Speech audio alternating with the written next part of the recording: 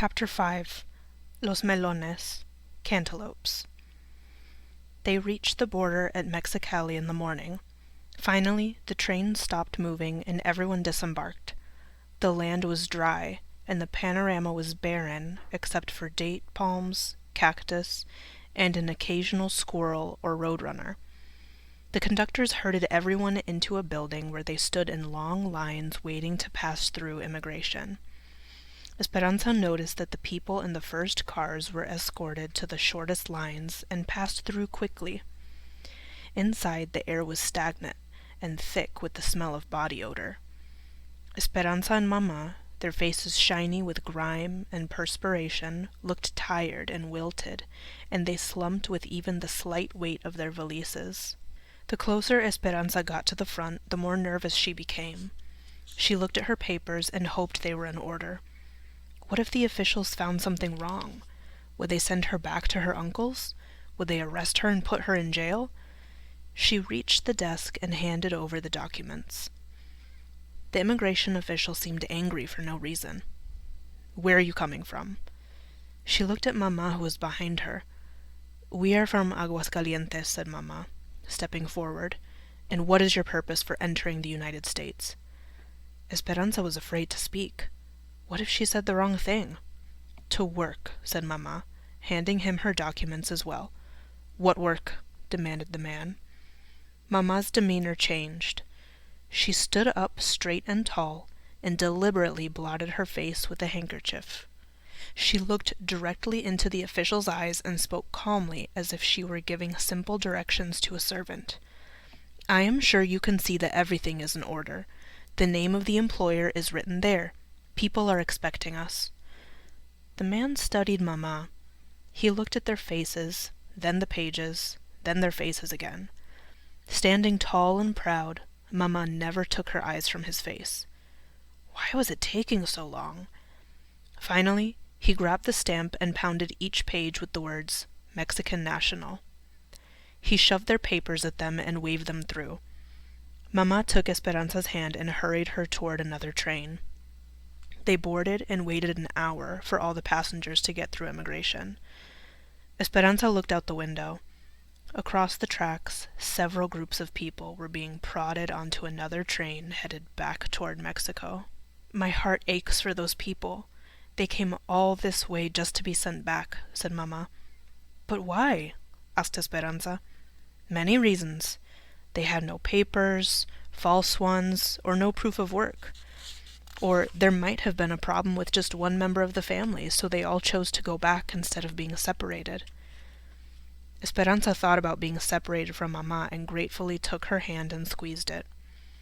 Almost everyone had boarded except Alfonso, Hortensia, and Miguel. Esperanza kept looking for them, and she became more anxious with each passing minute. "Mama, where are they?" Mama said nothing, but Esperanza could see worry in her eyes too. Finally, Hortensia got on. The train's engines began to chug. Her voice tense, Esperanza said, "What happened to Alfonso and Miguel?" Hortensia pointed out the window. They had to find some water. Alfonso was running toward the train with Miguel close behind, waving the secret package and grinning. The train slowly started moving as they hopped on. Esperanza wanted to be angry at them for making her anxious. She wanted to yell at them for waiting until the very last minute just so they could find water for their package that was probably nonsense anyway. But looking from one to the other, she sat back, limp with relief, happy to have them all together surrounding her, and surprised that she could be so glad to be back on the train. "Ansa, we're here! Wake up!" She sat up groggily, barely opening her eyes. "What day is this?" she asked. "You've been asleep for hours. Wake up! It is Thursday, and we're here in Los Angeles." "Look, there they are," said Alfonso, pointing out the window. "My brother Juan and Josefina, his wife, and his children, Isabel and the twins. They have all come."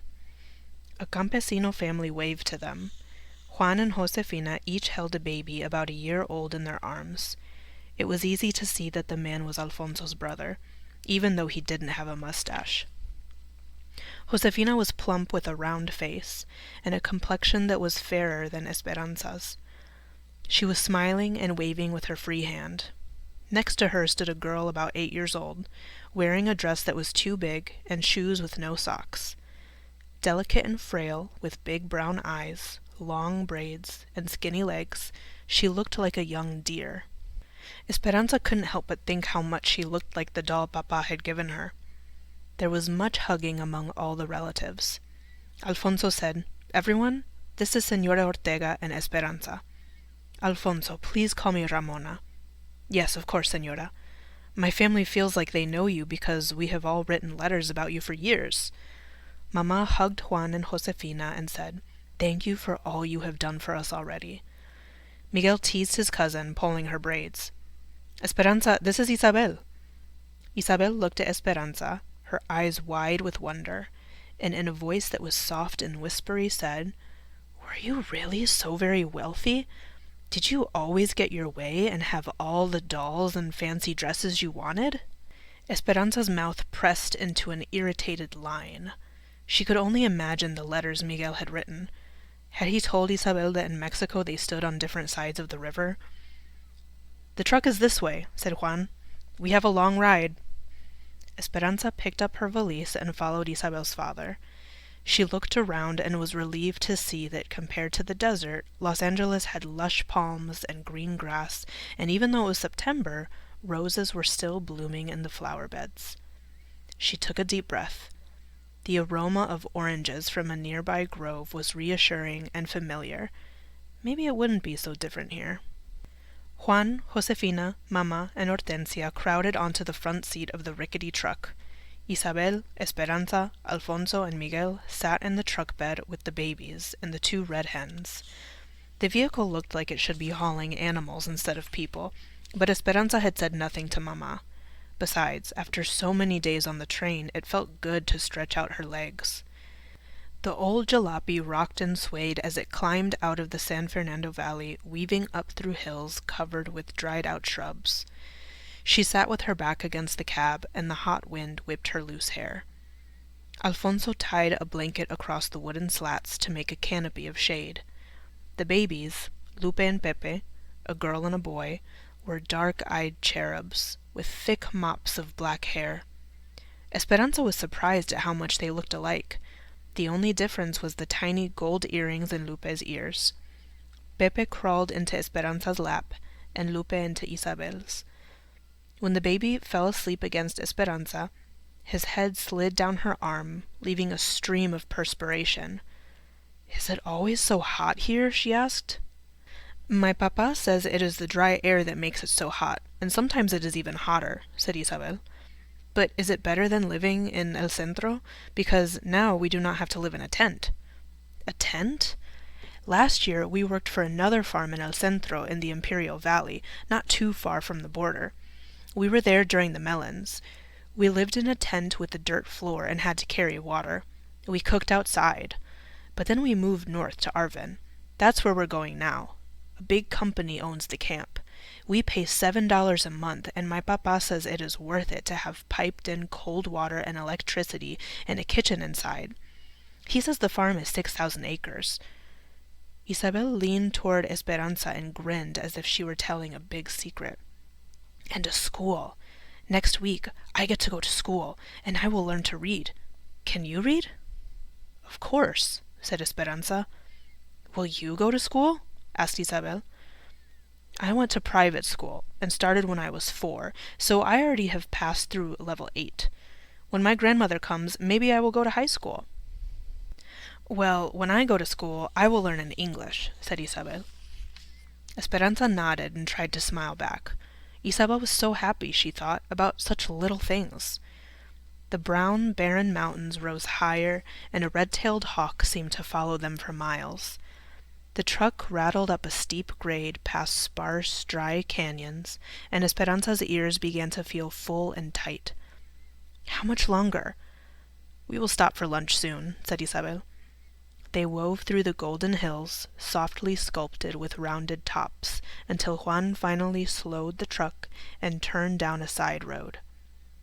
When they came to an area shaded by a single tree, they piled out of the truck, and Josefina spread a blanket on the ground, then unwrapped a bundle of burritos, avocados, and grapes.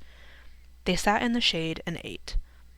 Mama, Hortensia, and Josefina chatted and watched the babies while Isabel lay down on the blanket between Alfonso and Juan. She was soon asleep. Esperanza wandered away from the group, grateful not to be rocking in a truck or a train. She walked to an overlook. Below, canyons plunged to an arroyo, a silver line of water from an unknown river.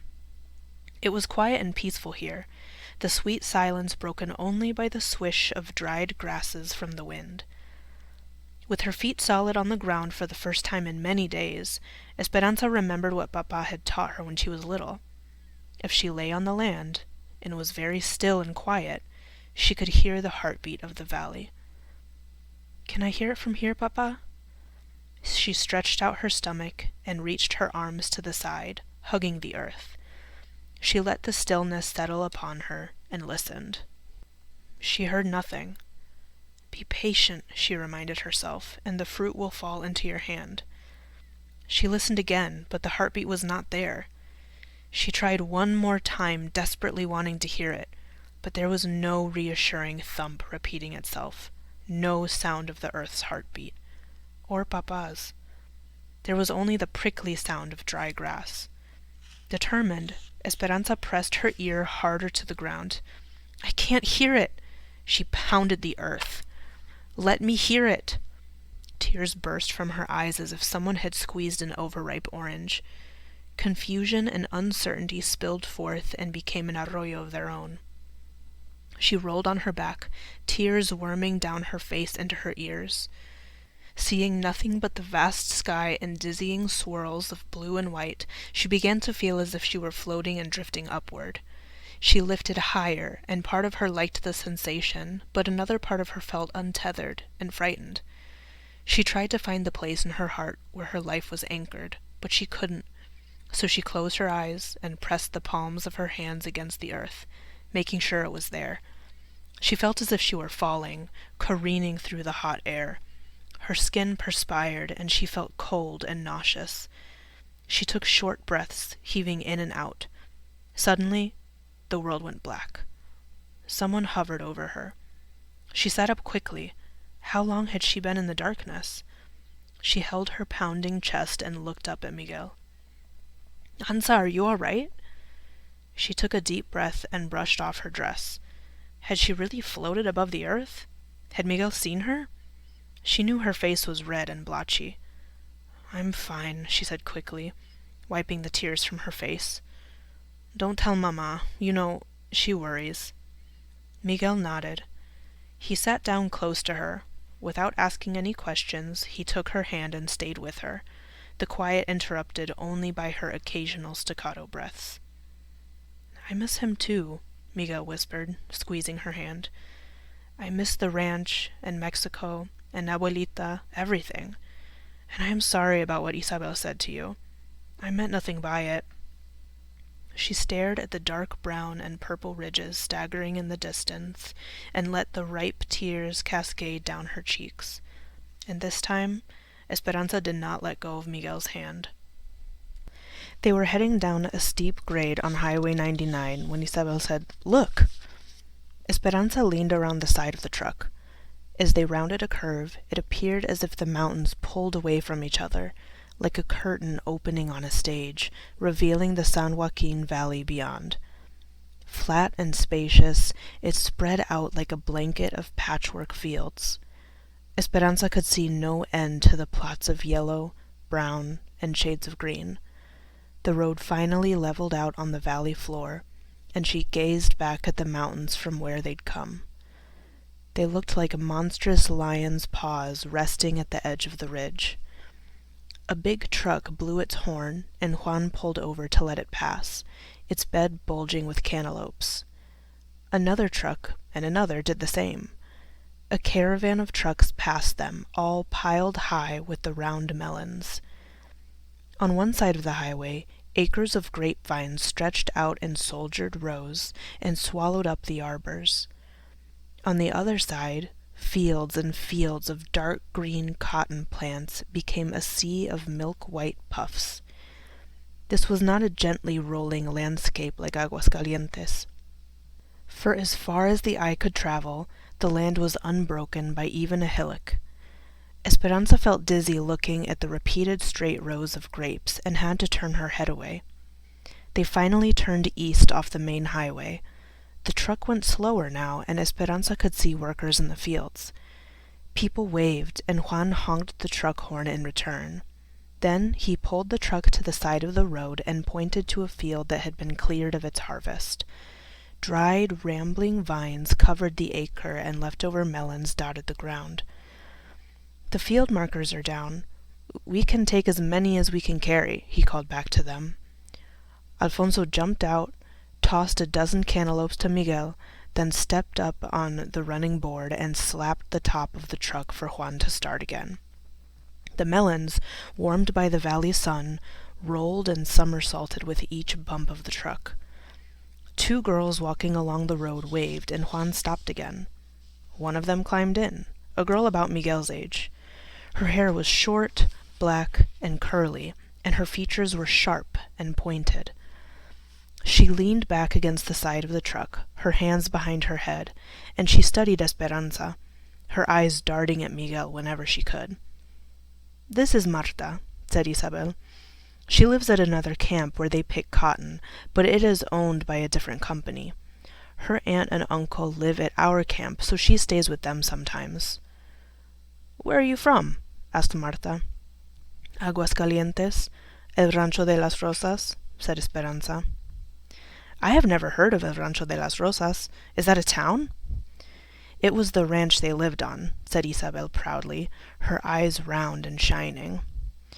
Esperanza's father owned it and thousands of acres of land. She had lots of servants and beautiful dresses, and she went to private school too. Miguel is my cousin, and he and his parents worked for them. "So you're a princess who's come to be a peasant? Where's all your finery?" Esperanza stared at her and said nothing. "What's the matter? Silver spoon stuck in your mouth?" Her voice was smart and biting. "A fire destroyed everything. She and her mother have come to work, like the rest of us," said Miguel.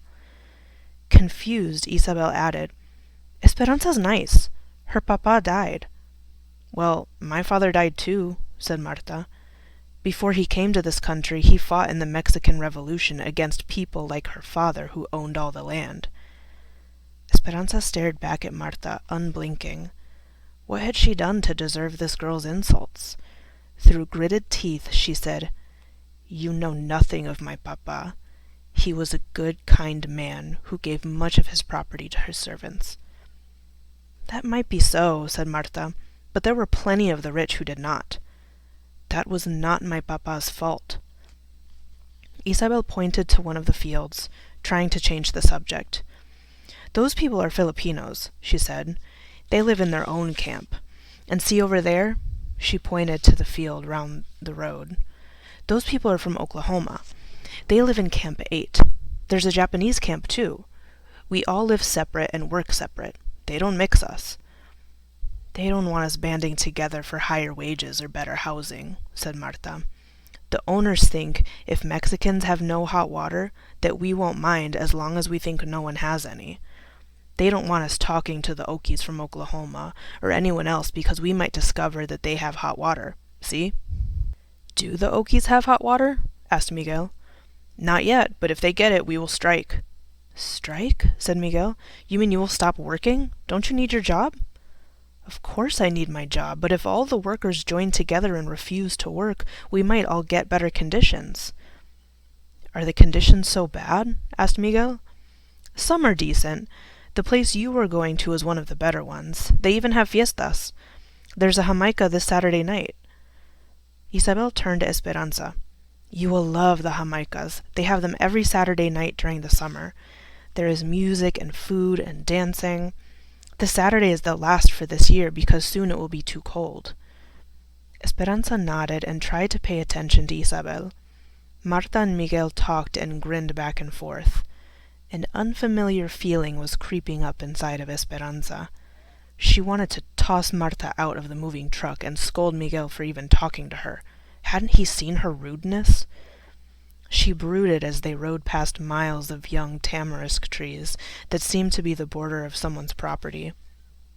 "Beyond those trees is the Mexican camp," said Isabel, "where we live." Marta smirked at Esperanza and said, "Just so you know, this isn't Mexico. No one will be waiting on you here." Then she gave her a phony smile and said, "Entiendes? Understand?" Esperanza stared back at her in silence. The one thing she did understand was that she did not like Marta.